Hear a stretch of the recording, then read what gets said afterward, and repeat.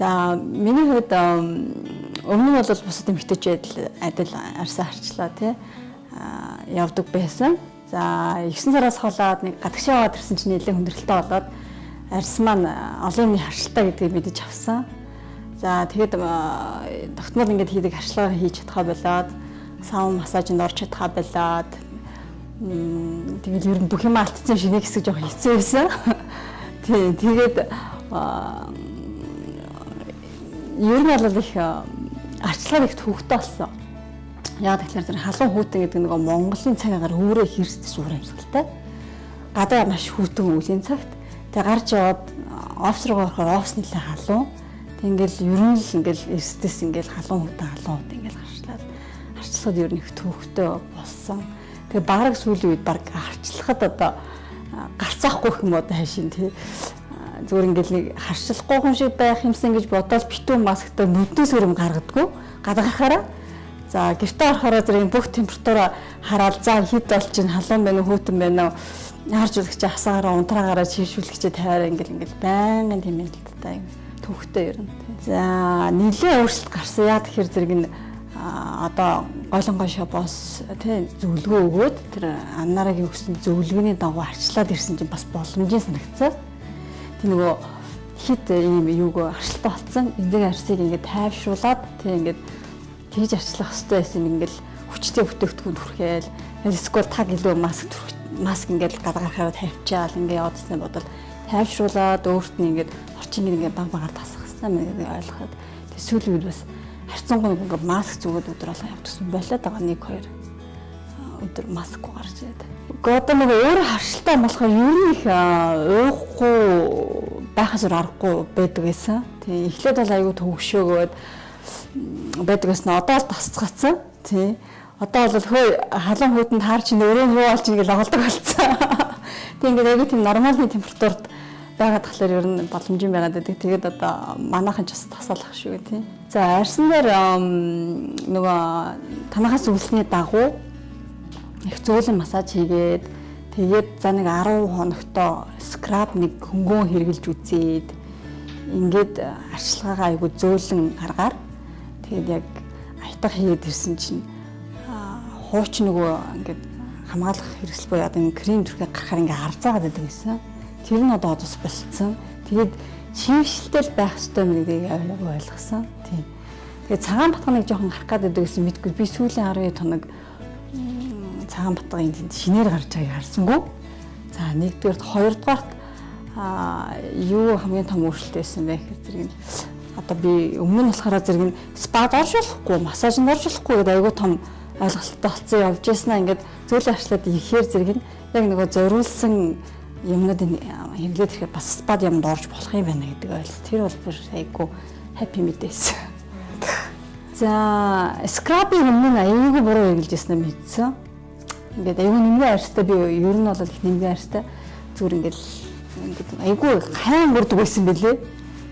Ингээд баг одоо нэг харцаагаад хэсэг шүү дээ чийг шүлэг болохоор тэр харцагыг тэр скрабаар хуулах хэрэгтэй айгүй буруу ойлголттой байсан бэлээ. Тэрийг ойлгосон. За дээр нь юу гэхээр зэрэг нь хөөсийг бас нэг жоохон хэтрүүлэн хэрэглэдэг юм мэдсэн. Нэг жоохон ингээ өдөрт гарсан тохирлоо цэвэрлэгээд хитрхи их хөөсрүүл бүр айгүй удаан хөөсрүүлдэг гэсэн юм мэдсэн тийм. Тэгэхээр тэр бас нэлийн хувийн ажлыг бас дэмждэг байсан юм болоо гэж ойлгосон шүү. За мэдээж байлгүй яг уу чаунд маань өөрөө яг нэг чаунд гэдэг утгаараа нэг яг нэг хүнийг сорддог цагаан сарын эд ажлын үеэр хэлсэн. За цагаан сарын эд ажлын үеэр эмэгтэйчүүд маань ялангуяа их завгүй болдог тий. За гэртээ орж ирээд цэвэрлэгээ хийн дээр нь гадаа гарахаараа дэлгүүр явна тий. Бэлгээ цуглуулна, хүнсээ бэлдэн ер нь яг айгу завгүй ярих хэлсэн.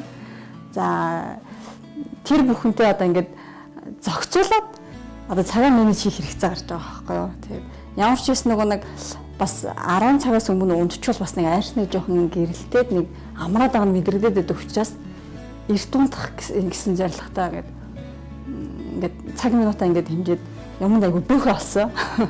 Ер нь их 50 дуу байх сонирхолтой байдаг боловчиг тэгээд цаг хугацаанд авчигдаа тэгээд нэлээд цагаан сарын юм бол ачаал өнөртэй байсан. Одоо бол хайрцангуй гайгүй болчиход байна. Тэгэхээр тэр бол тэр цагийн менежмент хийнэ гэдэг бол аюу тэмцээн явж юм байсан. За тэгээд дээрээс нөгөө орой болохоор би түр хэлсэн шүү дээ нөгөө юм долгионоос өөрөө юм хитүүний харьс айгүй их яаж байдаг хордож идэг гэд. Тэгээд тэндээс хол байх хэрэгтэй гэсэн нөгөө юм чин заавартай юм чи. Орой болохоор нөгөө фэйсбүүк дээр юу биш үү гэдгээ бодоод эхний нэг 2-3 хоногоос жоохон гайхах маягтай бодоос очдөг байсан. Тэгээ бараг нэг 45 минут дээр зарцуулна. Одоо л харсан нэг жоохон юу яагаад байна? Сурцтай болно гэх юм уу тий.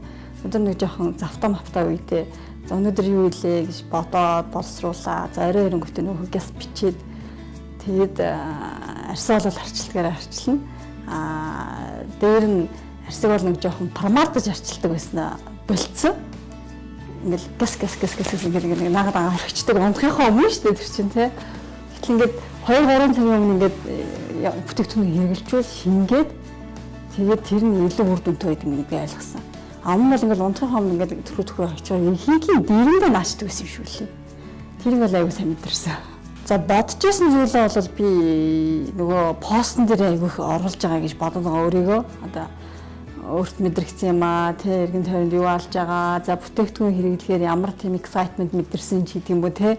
Тэр хоёрыг одоо ингээд бүгдээрингийн яг тухайн хитэн хилээд яваад байгаа учраас бүсгүйж тэгээд тэндээс харах бас боломжтой баг.